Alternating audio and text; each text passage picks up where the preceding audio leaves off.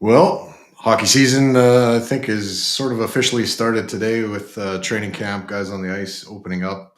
Joined tonight by Heavy Hockey's guru writer, Mr. Ryan Lotsberg, and Bob the goalie. Chad is busy rescuing some apartment building from a flood. Didn't know it was raining in Edmonton, but maybe something else caused it. I'm not sure. But good evening, everybody. Thanks for having me on, guys. Thanks for doing this. Some things, I guess, going on. Matthias Ekholm is going to miss training camp with a flexor, a hip flexor. He's going to keep him. Yeah, he's going to keep him out of camp. Any concerns, with either of you two on that front? None for me over here. I mean, Ekholm's been around the game for a long time. I don't think he's going to be too hard done by missing whether it's a day or a week of camp here while he nurses this injury. I believe he also said that if it was the regular season, he'd just push through it. So I don't think it's that significant of an injury. So it's all good by me. Let the camp invites duke it out for the first week of camp and let him settle in week 2. Yeah, Nurse and Bouchard, I think, were pairings today on D, and maybe that's a sign of things to come too. Little interesting kind of, to see that.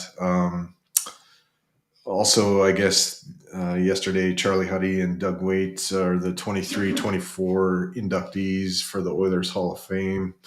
Got a little graphic here that'll cover us up for a second. Oh, nice. Fancy. I didn't make it. I don't know who made it, but I found it and I thought it was pretty well done. Kind of a neat look. Charlie Huddy for me was that almost like Matthias Ekholm without kind of the same sort of mean streak, but to Paul Coffey, as I guess Ekholm is to Bouchard a little bit, he allowed Paul to kind of, go about things his way and much like Matthias does, I guess, for Bouch this year. And what can you say about Doug Waite? I mean, that guy carried a team pretty much on his back, especially after Bill Guerin was dealt away. Doug Waite, for me, it has to be on my top 5 all-time Oilers power play guys on the half wall. That guy was a machine.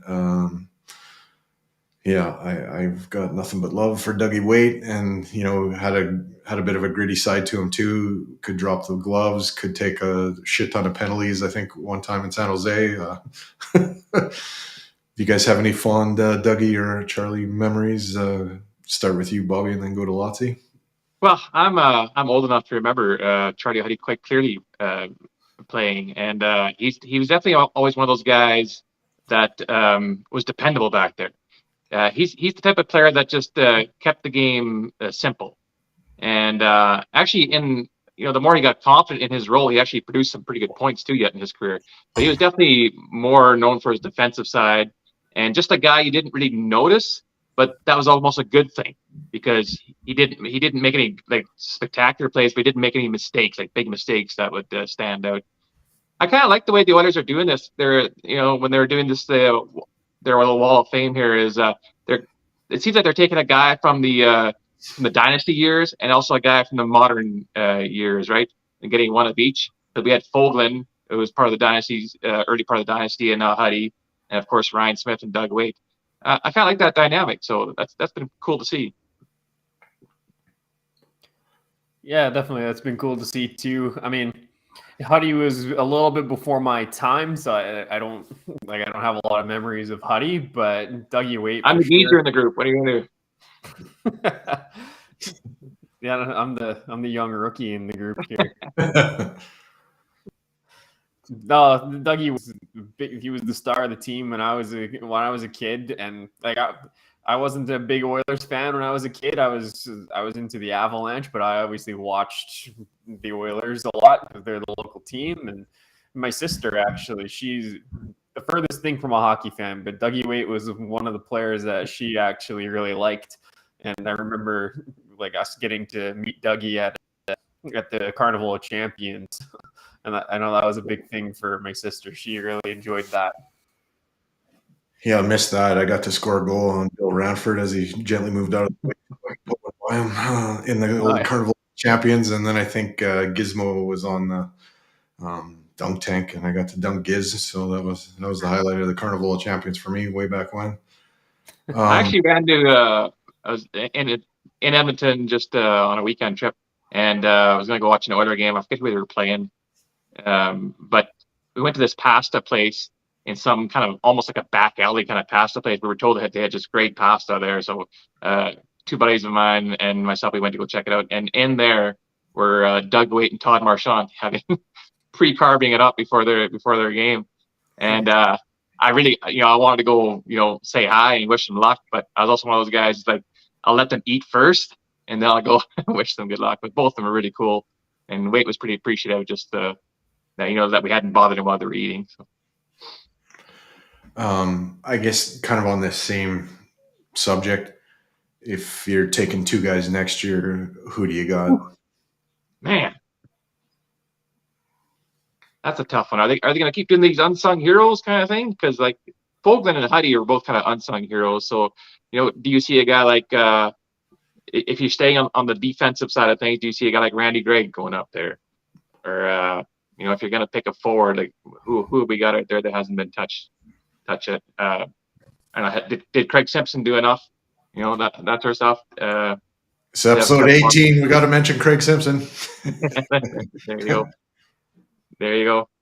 So who knows? I mean, that's the great thing about a franchise like the Oilers. You have just an embarrassment of riches to choose from, and you probably can't make a wrong decision unless you pick Rafi Torres for some reason.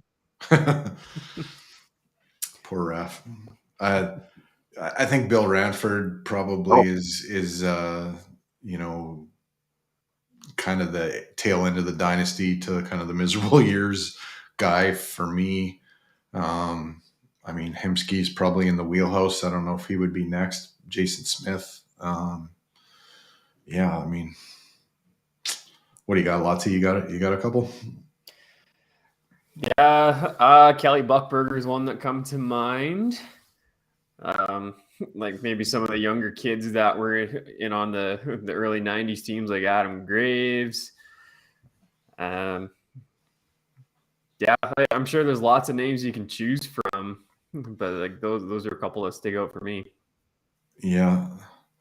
I don't know what they want like for a guy's tenure, like how many years they want him to be an Oiler, but I think it's a factor, but I don't think it's a deciding factor. I mean, it should be. It's a combination of maybe how long they were an Oiler and also what they were accomplished. Like, so you look at a guy like Cujo, for example. He could be in the running. He wasn't here very long, but he definitely was instrumental in what they were doing. Yeah, maybe Todd. I'm with you, Brahemsky. What about a guy like Esa Tikkanen? Yeah, that's a good call from the dynasty years. I mean, there were so many back then too. It's probably easy to miss some guys. Would Sean Horkoff be in the running? Having been a captain and helped us go towards an 06 run there. Yeah, Horkoff or Ethan Morrow Yeah, more Todd Marchant too, game winner in '97. I don't care what anybody says. We got to retire Mike Smith's shoulder. And his shoulder from the rafters, his right hook. They should just have like an imprint of his shoulder going into the boards. Like, oh man, that one game, I think he like separated it 3 times and he kept popping it back in because he knew he couldn't do any more damage. So, yeah, that guy was a gutsy player. You guys have any thoughts about the Boston Bruins' newest captain, Brad Marchand, taking the reins there? I think that was only a matter of time after Bergeron hung him up. I think that's good for them and maybe good for him. But a few years ago, that move would have been hilarious. Yeah, for sure. I mean, when Marchand first came into the league, I didn't think that this would be the type of player he'd be. He's far exceeded any expectation I had for him. So credit to him. You're a very effective player and strong leader. Very outspoken in social media. I don't know what the guy's like in the room, but you can tell he's definitely passionate, and he does the things that are required to win. He gets under the opponent's skin and he fills the net with pucks. So I can't remember. It's a decent choice. I can't remember the other Bruin that he has like an outdoor company and they make clothing, apparel, and stuff because he's big into bow hunting. The guy off the ice is actually fascinating. I love the player. I'd love him on the Oilers. I don't love all the antics, but He's actually decreased his antics too here. I mean, he occasionally the old Brad Marchand will pop his head out. yeah. But I think he's matured a lot in his years, knowing he is one of the leaders on this team. I used to watch this little thing they had on the net. I think they might still have it though. It's called Behind the B, kind of a behind the look on the Boston Bruins team. And there's a pretty good episode of Bergeron, and this is a few years ago now, Bergeron and Marchand's relationship. And, they show clips of these guys in the dressing room and what have you. I think Bergeron was a huge influence on Marchand, as he was probably for most of the Bruins for that matter. But Marchand actually came across in that episode as a really, team-oriented guy. Like he was talking to everybody in the room, high-fiving everybody in the room, even just after a workout. They'd be running the halls or playing their little sewer ball and just, very encouraging. And I was actually, it gave me a new insight to kind of what Brad Marchand might be like as a team guy. So the C, I think, he's earned it, but that kind of stuff there where you kind of see what he's like off the ice, definitely, obviously would play a role. I got to take a jab here, but you think the Leafs are already in desperation mode, having William Nylander given a go at C?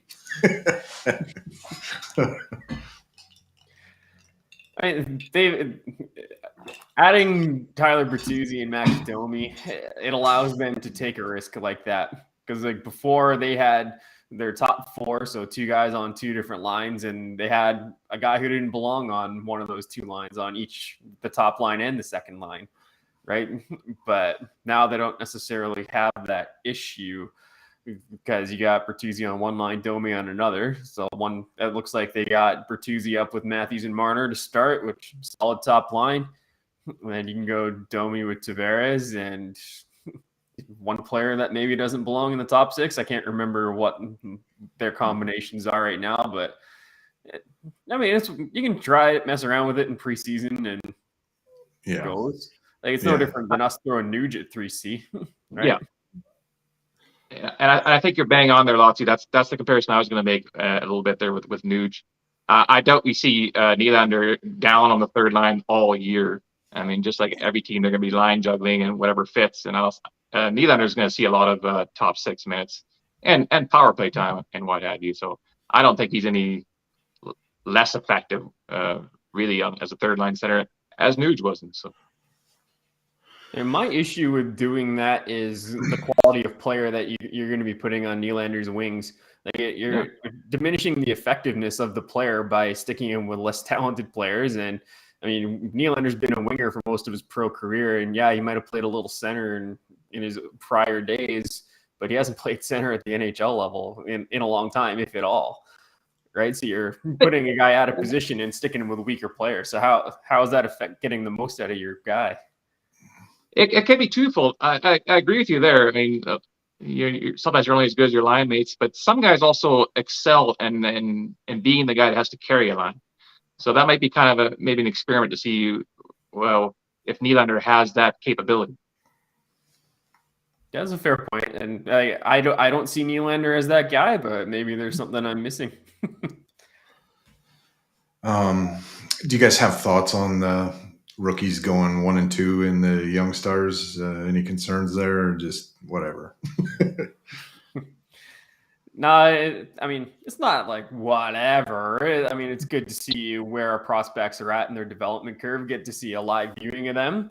I was only able to see the Calgary game. I didn't watch the Winnipeg and Vancouver games in depth. Like, I thought that our top guys left a little bit to be desired in that Calgary game. They got nothing going at 5-on-5. I felt the guys like Bourgault and Petrov, like I felt they got pushed off the puck a little too easily in those games, and just the sights were a little bit off on their passing, and the hands weren't quite there. So I don't know if it was a bad night or what, but overall, I mean, Bourgault did make a couple of nice little plays throughout the weekend. Petrov had the nice goal against Calgary. So like and Bo Akey was looking real good on the back end. That's a promising second rounder that came in this year. So yeah, I mean, it's about what I expected, to be honest. But maybe a little bit disappointed in how the top guys performed. It was kind of cool. Akey was a standout for me. Sorry, Akey was a standout for me. He surprised me more. He did more than I anticipated, so he definitely stood out. Alexander, yeah, he had his moments. I agree with you too that he kind of like Bourgault. There was kind of he got to push off the puck a couple of times, more often than I'd like to see. But big picture here is none of these guys we had here, the young prospects, are really expected to be regulars in the lineup this year. So this was basically just they get a chance to wear the Oilers jersey. They get a chance to go out there and play some hockey together. A lot of these guys hadn't been played together before, so they're kind of gelling as well. And it's a feeling out process. To me, it was more of just an interesting. It was interesting to see what we have in the pipeline in regards to actually seeing these guys skate, since we don't really watch a lot of Bakersfield or minor hockey games really, and just fun. Like, it was fun to see these guys in Oilers sweats and duking it out there. So I'll answer name here. There's a YouTube account and guys that I kind of talk to every other day or whatever on Twitter. Oilers After Dark. They streamed the rookie, the young stars, the whole series, and they almost did like Peyton and Eli, where they would have themselves kind of as on screen, but off on the side, kind of commenting on the game the whole time, and it was kind of a neat experience. Stream was a little laggy, but I guess they were streaming a stream, so didn't really work 1,000,000%, but it was kind of interesting to watch that, and I would love to do that for regular season games. So Sportsnet, when you're watching tonight, give me a call. But that last game when they played the Canucks, the first 5 minutes they dominated the hockey game, and I thought they were going to run them out of the rink. But they couldn't score, and then Vancouver scored on their first shot, and it was like Talbot or Koskinen all over again, and that game got kind of late early, and our young Bo there, he made I think 3 trips to the penalty box. He was a little undisciplined in that one, but I think it was because they were trailing most of the game and he was getting frustrated. It was also the third game in 4 days for an 18-year-old. Yeah, but there's some size there. I mean, he fits in with those guys. I mean, he's bigger than pretty much everybody on the ice for that kind of level, and looks like he'll fit in kind of at the next level if he fills out a little bit more. So I learned the other day that Carter Hart, Tristan Jarry, and Stu Skinner all worked with Dustin Schwartz this summer, while Campbell worked with Manny Legacy and kind of kept in contact for the mental side of his game with Dustin Schwartz. That was info for Chad, but I'm also sure with the world. And today the Oilers dropped some other news. Michael Parkati was named the Oilers Senior Director of Data and Analytics, much to the, erection of half of Oilers analytic Twitter. They got a lot out of that. I got a little graphic with that one. So that is the gentleman. Well, first off, shout out to Lotsy here. For anybody's listening, you got to go on heavyhockey.com and check out some of these articles. But Lotsy called some of this stuff ahead of time. You were one of the front runners here to bring up the scouting department and the fact that changes might be coming there. And sure enough, I think it was like 24 hours later or 48 hours later that happened. And now you're also brought up the whole analytics department and how anticipating a change there or an improvement or even an actual analytics department for the Oilers, and here it is happening. I just read your article right before we came on in regards to this hiring. How do you feel about this? Where are you sitting on this whole analytics thing for the Oilers? Yeah, I mean, got a little bit lucky on the timing of all of this. I wasn't sure that Jackson was gonna be making as many moves and being as aggressive as he's been, but kudos to Jackson on having the guts and just being willing to make these decisions so quickly. Well, I think that he's done a great job with this hire. Parkati looks like a fantastic candidate. I was doing a little bit of research on him and some of his work, and he's got his own website called boysonthebus.com, and he hasn't written anything on there since 2020, but he's got a lot of really interesting content. And what I was looking at mostly was he did a 5-part series about using data to predict how guys coming out of the draft might perform in the NHL. And it's all above my head for it all. But did I hear correctly? I thought I heard this maybe on Oilers Now, but did he spend 2013 to 15 as a consultant with the team? That is exactly right. So they held the team held a contest. I can't remember the name of it off the top of my head right now, but basically it was a writing contest, and they got fans' ideas on things that they could do to improve the team, essentially. And Parkati submitted a 5-page submission, and his idea, he created this coaching metric that basically described how coaches it measured how much line matching and adjustments coaches made. And he noticed that there was a correlation between his metric and performance in the standings. And it's that entry won him the contest, and he was working for the Oilers as an analytics consultant a couple months later. And he stayed in that role for, like you said, 2 years, 2013 to 2015.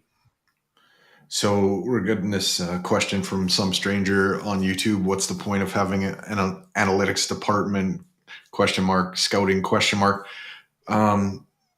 You guys can answer, but I'll give my take on it. I think analytics are, stats, and they're getting more and more sophisticated all the time. More in depth, different ways of looking at a bunch of different things. So it's data, and you can use that data, in terms of how you ice your team. When you're going to acquire a player, probably deeper down the lineup, your third and fourth line, 5, 6, 7 defensemen kind of guys. You can use the numbers to do a lot of things, I guess. You can form your style of play based on that. How players are going to improve your club, how it's going to affect your penalty kill, your power play, all that kind of stuff.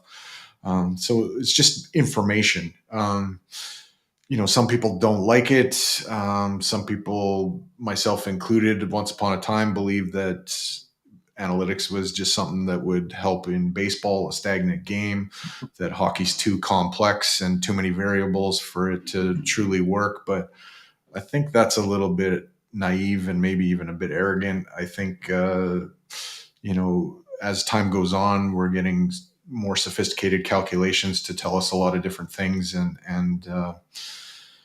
I don't think it's everything, but I think it's something you can look at and you can use. And why not have all the tools in your toolbox readily available? You might not necessarily need to use them all, but if you have them, then you have them. And if you don't, you don't. So that's kind of my take on it. So, forming an analytics department and getting kind of the best guys in that field to have the best information probably gives you the best chance to compete in today's NHL and pro sports in general.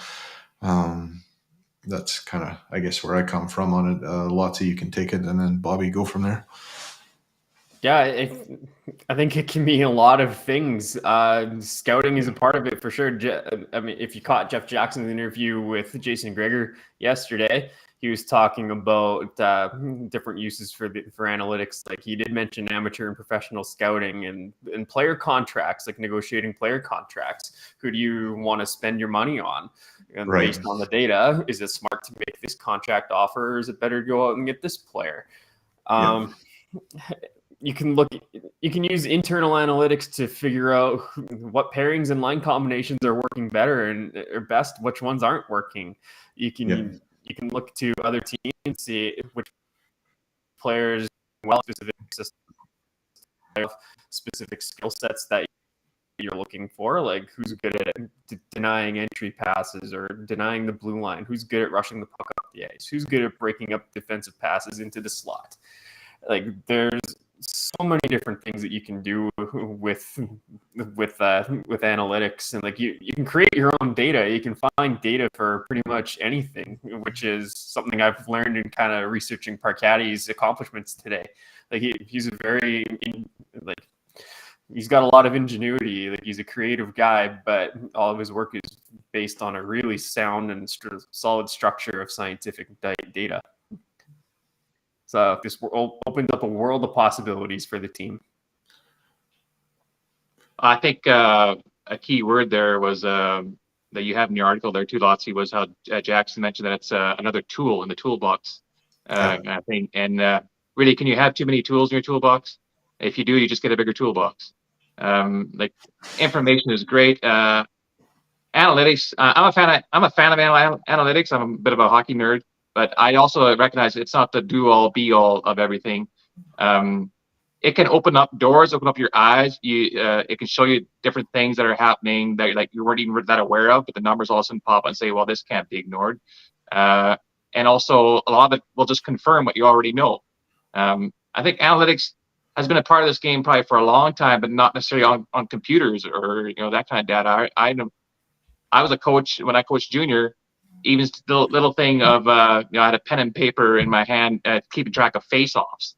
Yeah, the guy who's our best face-off guy wasn't necessarily the best face-off guy every night. He might have been the dominant one for most of the season, but all of a sudden you got one guy who's red hot, and you're keeping track. Like, man, he's 6-1 today. Like, I'm going to throw him out there for this key face-off. I have the numbers to back up saying this guy is our best guy for tonight. And I think that's another form of analytics, just kind of opening your eyes. That's not a guy who I would have normally chosen because he's not a number one center who's usually good on faceoff, but might be struggling that night or what have you, or confirm something that you already know is this guy is great on a PK faceoff or that such a thing. So it's more tools, and I think if anything too, opening up this analytics department, Jeff Jackson is kind of ushering the Oilers into the modern hockey world. We kept hearing we had these analytics. You always heard Dave Tippett say that I got my own analytics, but we had no idea what that was, right? Kind of thing. But now we have an actual department that's going to be utilized and can advise and let's see what it does. I mean, why not try it out? Yeah, it can't hurt. I'm not exactly sure where this is going, but I'm gonna put a different comment up here because I'm gonna have to ask the guy to explain a little bit, but. Kevin McKenna is watching on Eastern time, so it's 11:30 out there. He's trying to be the next Hebert. Says that coach got hired a couple of weeks ago. Heard he's going to be an eye in the sky type that calls down to the bench with analytic trends in the moment. I'm not sure if that's in reference to Parchetti or somebody else or what that is. Do you have any idea, Lotsy? Or I'm just trying to find the article. Finelli, I think, was the guy that was hired to replace Jeremy Couple. Yeah. Okay. Yeah. So that's where we're going with that. Yeah, that makes sense. And some stranger puts. It's Noah Siegel that's the new video coach. So Siegel is taking the position that Couple had. Okay. and be good for betting. Yeah, I think analytics will help out when it comes to sports betting. Although we might never see the numbers that they are coming out with, so that might just be an internal thing. The numbers that are publicly available for like on a lot of sites like Puck IQ, Natural Stack, there's lots of other ones there. Teams might be using some. They likely have a lot of their own stats that are beyond anything that we could possibly imagine. So the next thing I guess we should touch on, I'll put up the little graphic of it.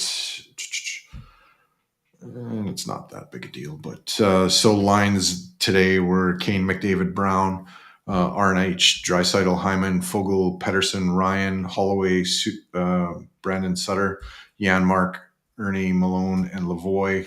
Nurse was with Bouchard, Kulak, and Ceci, Broberg, Desharnais, Niemelainen, and Ben Gleason, Skinner, and Campbell in the nets. And I was a little surprised that Gagne actually was on the ice today too. Jack says he wasn't, but he was later on after that got released. Sam did take a little bit of a skate today. Yeah, Geggs wasn't in the first group, but like what I saw from that, like my first takeaway was all the guys that you just listed there are the guys that are going to be in contention for any of the roster spots.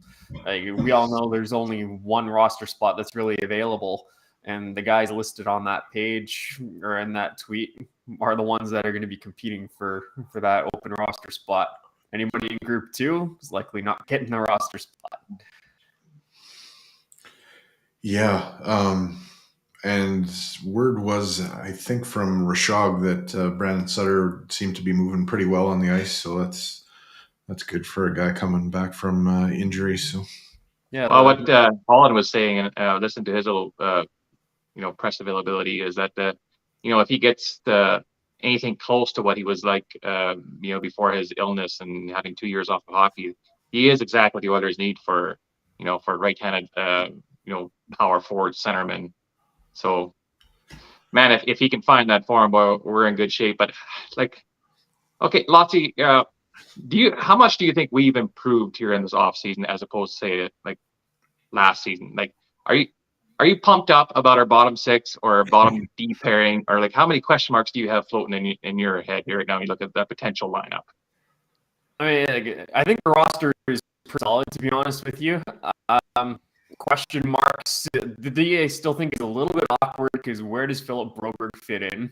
How do you get that guy more ice time? He needs it, but so that's just kind of a little bit awkward. Cody Ceci, I hope and assume will be a little bit better than he was last year. Given if he was injured all year, as the rumors say he was, then I would expect a summer to train and heal. Would at least put him in a step in the right direction. Maybe not as good as he was his first year here, but not as bad as last year. There's a happy medium.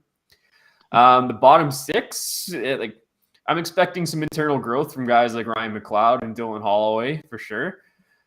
But those guys get such little ice time in comparison to the top six. Yes, they're crucial. We need them to saw it off or come close to it in the goal share battle.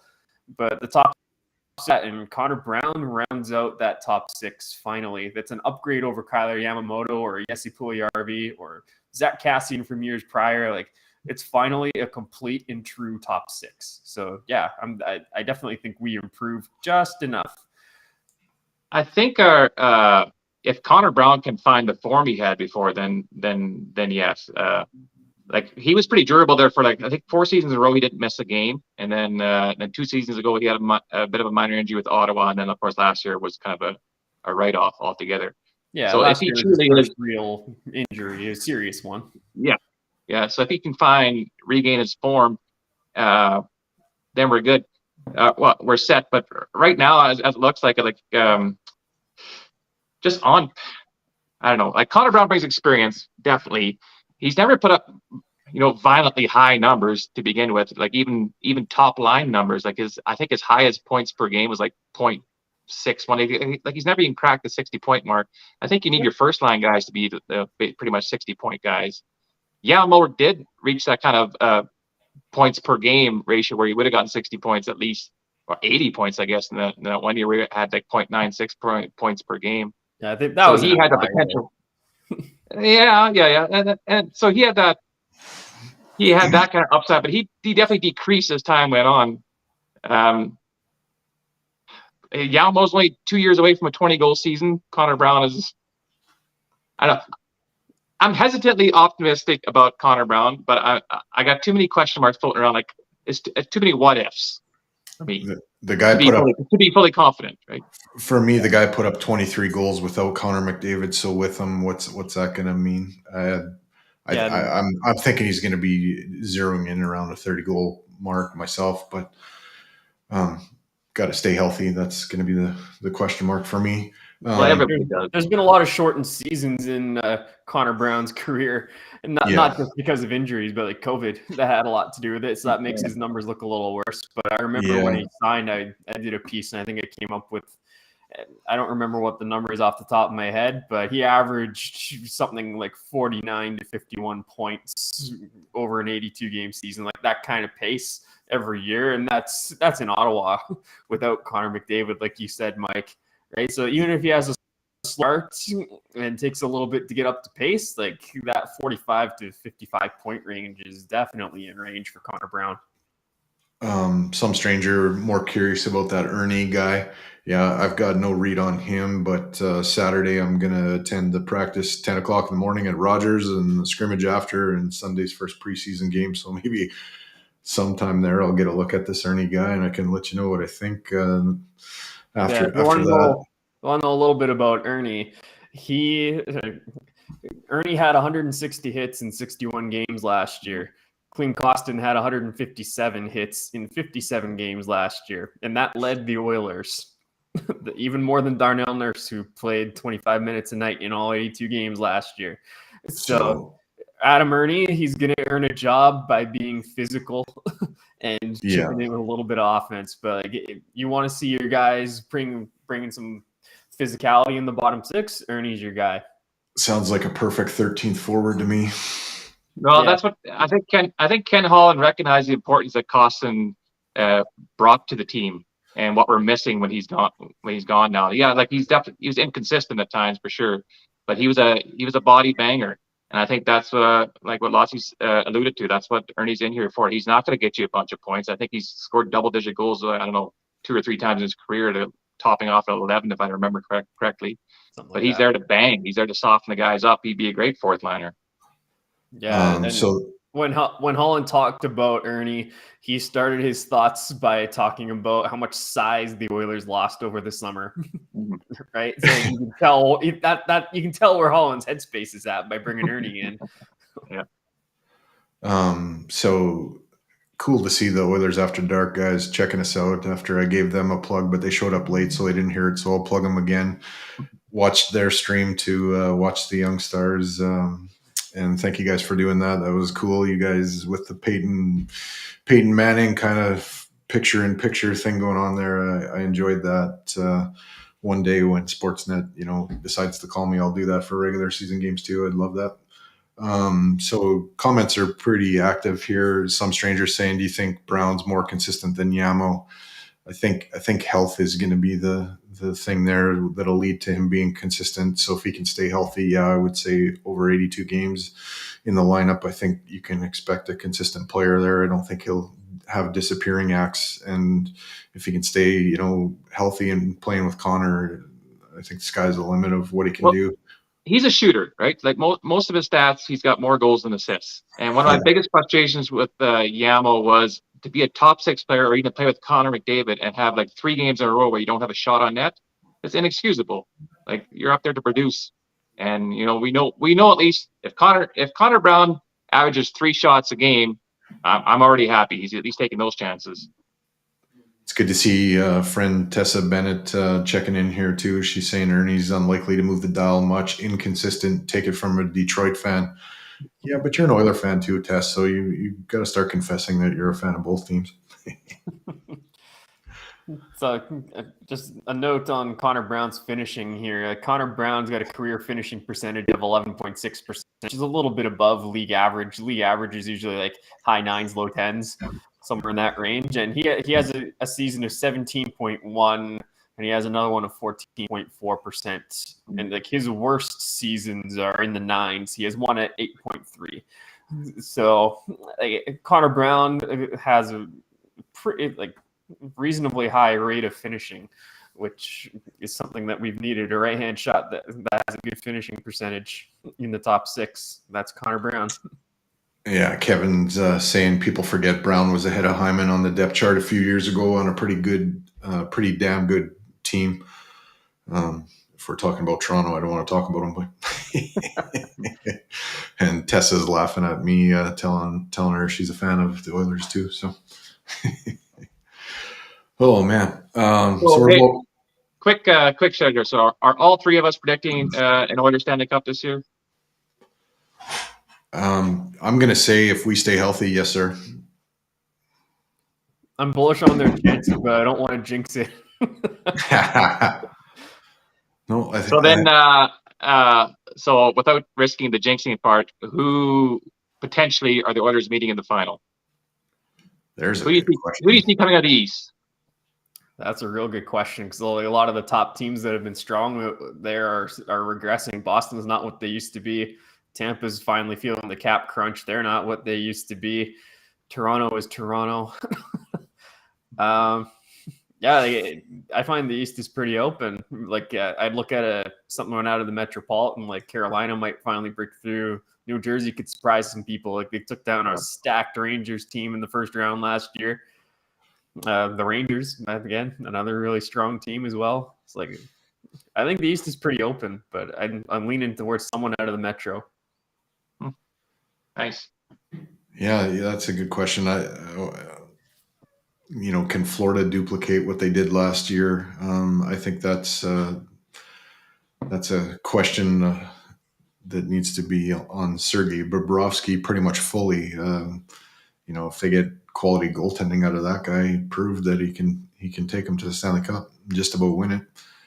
I think we see a drop off in Florida. Do we honestly expect Matthew Tkachuk to keep doing what he was doing after 1 year? Yeah, I'll give him a lot of credit. I do. I think Tkachuk can keep doing what he's been doing. Yeah, I don't think he falls off. He's a hell of a player, but is he going to be in the Hart conversation again, year after year after year? I don't think so, but I really did. I didn't expect him to do what he did in Calgary, playing with Gaudreau, and I really didn't expect him to in Florida get over 100 points. But sure enough, he got over 100 points again. So, I mean, don't like the player. Good on him, though. Got to respect him. Yeah, no, I'm with you there. But how much does a loss like Gudas affect Florida, too, on the back end? Oh, they're not going to have Ekblad or Montour for at least a month each. Yeah. I think Montour will be back a little bit sooner, but Ekblad's out for a little while. So they might have a rough start. Yeah, and they just made the playoffs, last year. Barely. So that could be a factor. I guess you can't win the cup if you can't get into the playoffs. Some stranger says Avs still a threat. Yeah, absolutely. They're a team to be reckoned with, and you can't sleep on them. I think Edmonton's biggest challenges, though, are going to come within the Pacific again. LA and Vegas are still going to be the teams that are probably going to give us the most problems. But yeah, well, I hate to say this, but I think Calgary's going to make a step forward this year too. I don't see Huberdeau struggling as hard as he did before, neither. Markstrom, I know he definitely had an off year as well. Not that I'm going to be rooting for them or nothing like that, obviously, but I do see them being a stronger team than they were last year. Yeah, like you got Ryan Husker behind the bench. He sounds like very much a player's coach, quite the opposite of Daryl Sutter. So I think the culture in the room is going to be much better. And they're going to be a little bit. I mean, that's probably an understatement. Yeah. But no, I definitely agree. I think Calgary could take a bit of a step forward here. Like Seattle still, Seattle did what they did last year and didn't make many changes. So they're a team that'll be in the mix as well. I didn't want to make this the focus of tonight's show, but we might as well address the herd of elephants in the room. What the fuck were the Columbus Blue Jackets doing? Oh, man, that Babcock scenario, that is just crazy. Like, I'm all for giving people another chance, but man, what are you doing there with that guy? That's yeah. And if Biz could do it all over again, I don't think he would name names in what kind of got published, but I knew that they wouldn't just say that if there wasn't a little bit of smoke there, and that whole thing, man, that is just insane. Any Yeah, thoughts, you guys? I mean, nail meets head, insane. Like there's been so many stories come out from former players of Mike Babcock's. Like you look at Johan Franzen, among others. Mike Modano. Like, how do you bench Mike Modano. Modano? that was ridiculous. That was ridiculous. But I mean, there's enough anecdotal evidence to say like why are we giving him another chance?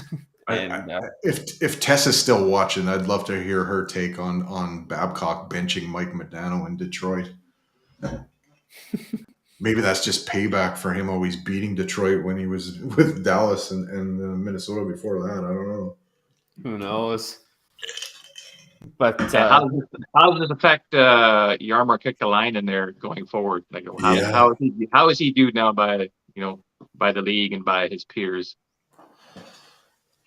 I mean, this was a big season for Columbus as well. Like they made the big coaching change and they made a bunch of trades after a terrible season. Like ownership is expecting more out of them. They want to step forward, and then this debacle happens, right? It's a good point by Tess there. Like perplexing that they hired him, and the follow up from some stranger here is they were looking for a redemption story. I mean, is that your way? You got a pretty shitty fucking hockey team if you got to hire a guy as a redemption story as a coach to have a warm, fuzzy story about that's going about hockey the total wrong way, in my opinion. Yeah. Well, here's the thing, though. You've got a Stanley Cup winning coach who's got a winning pedigree. Yeah.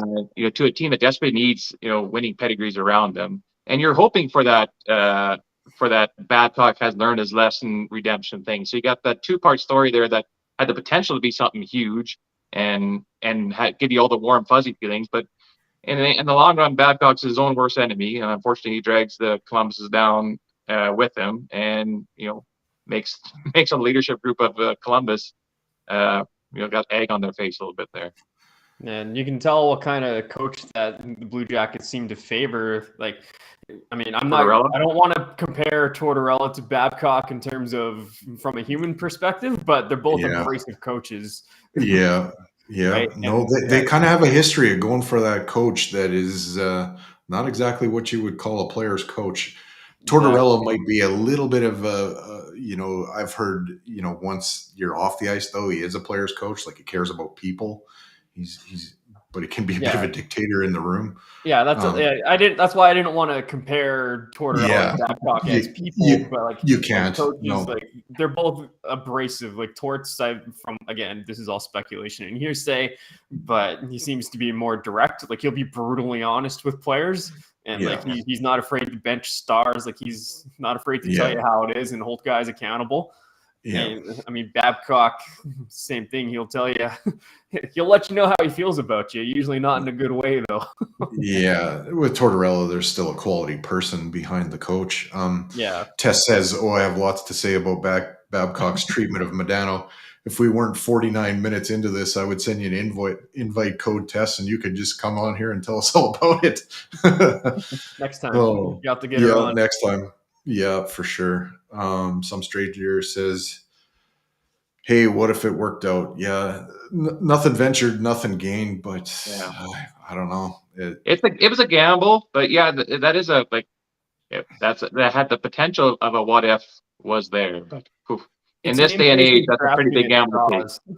Like, I think it's an impatient grasping at straws. It's Kekalainen feeling pressure from ownership, and let's get the most experienced guy that's won some cups and is a big brand name, but that's rarely the right move. Like, I find it better to bet on people who haven't reached their peak yet rather than people who have reached their peak, right? Like, Ken Holland is proving me wrong in that. But with Babcock, his best days are far behind him. And I think Columbus would have been better to go with a younger coach, like a younger players coach. And like I'm happy for the guy that they hired. I'm forgetting his name right now, but I guess he was passed up at the last minute for Babcock, and he had been close in a couple other interviews before for an NHL coaching job and came up just short. But it's not the way he wants to get an opportunity, but he's got an NHL opportunity now, so good on him. Yeah. I just, after, Sutter crashed and burned in Calgary, you think you'd take a page out of that and steer your ship in a different direction. I just think like there's some coaches that worked, 10, 15 years ago, but in this day and age, athletes are different. You have to be very dialed in on the human side of people more so than the X's and O's. And I just think they made a mistake, and hopefully they learn from it and don't double down and make another one like that. I've heard good. I've heard good things that they've got somebody that's good now. It just maybe he's not as strong on the X's and O's front, but I mean, Pascal Vincent. I wanted to get the guy's name, Pascal Vincent, new coach of the Jackets. So good on him.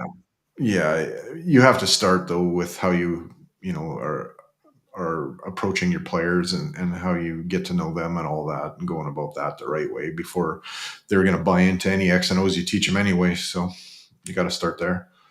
I think you brought up a pretty good point there, Lotsy, the fact that there's something behind the name Babcock, so some name recognition. And at this point, there's an element of desperation because Columbus has not a winning season in freaking forever.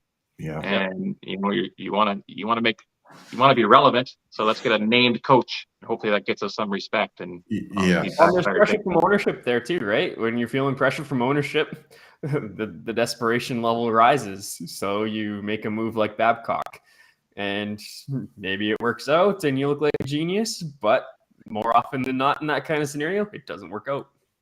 So interesting side story then. How do you think this affects potentially a guy like Joel Quenneville, who's also looking for a redemption thing?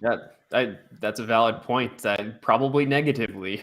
I think after the PR nightmare that came out of this, I don't think teams are going to be very excited about taking a chance on Quenneville.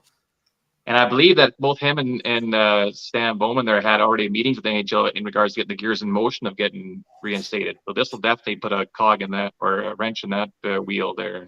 Yeah, even if Bettman says, sure, go ahead.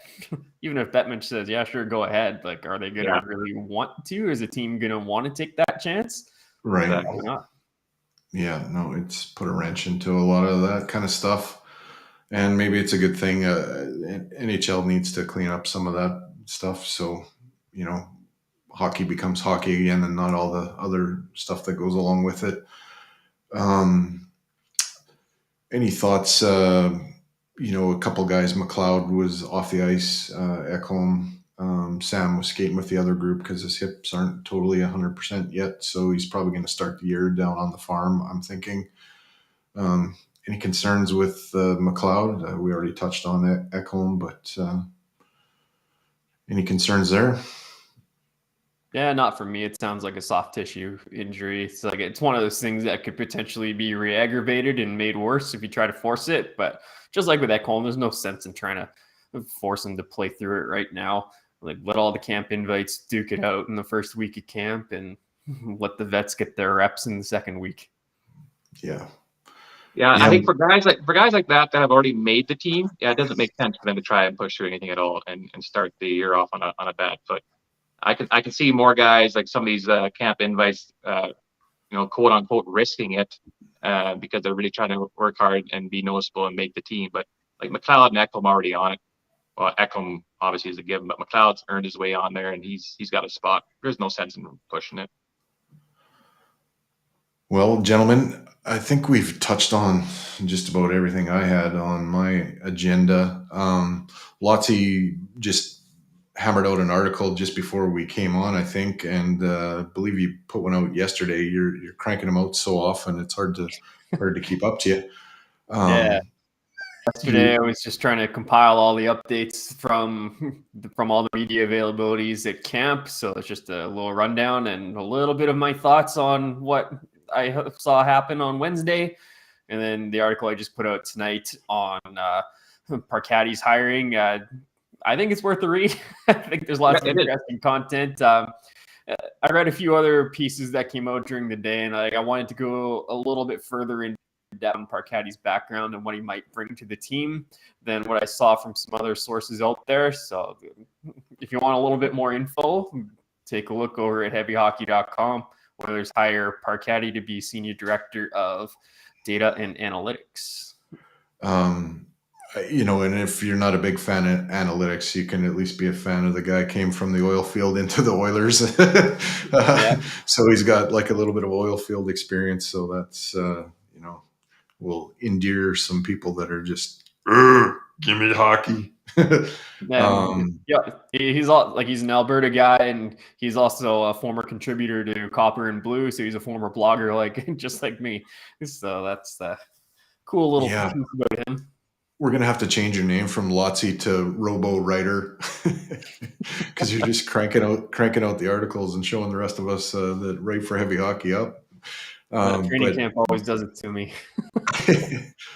I got to ask you, so you can tell everybody, what are we studying in school?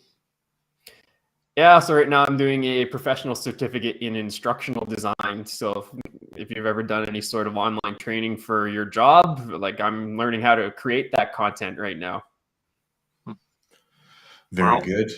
And me and Bobby are just two guys that get together every once in a while and shoot the shit about this game of hockey. And he shares his goalie knowledge and I share my lazy left wing knowledge. But YouTube chat was pretty active tonight. I want to thank everybody for being involved there, and Tess on Facebook. Facebook does work on the chats for whatever reason. Twitter does fucking not. So if you're watching on Twitter, I would probably say do it on YouTube or Facebook, and it'll be more enjoyable because you can chat away and we can highlight whatever you're saying and pull it up on screen. For whatever reason, Twitter stopped really working that way. Hopefully one day it will again, but it's not there now. So I would say YouTube and Facebook are probably the best ways to watch. At some point when we get a little bit more of an audience, I can stream to Kick and new website Kick and Twitch and those places too.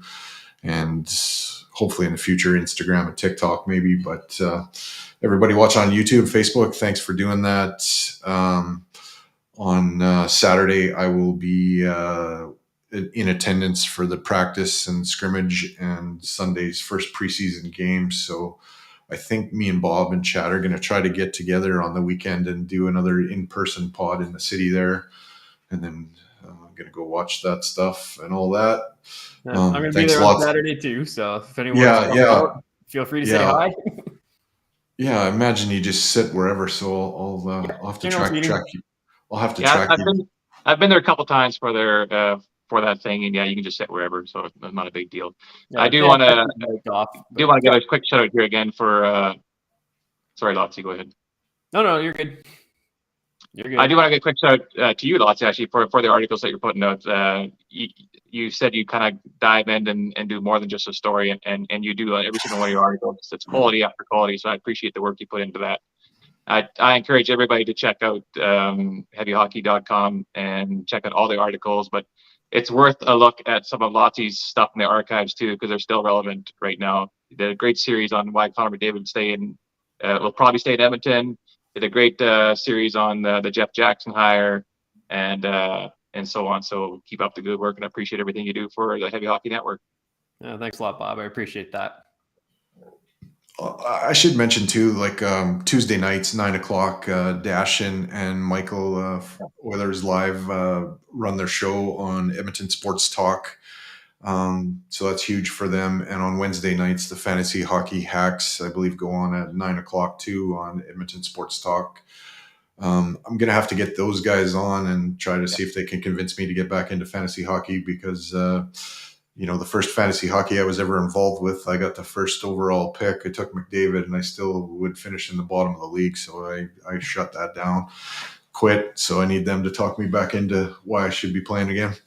Not sure they can do it, but I'll give them an opportunity to.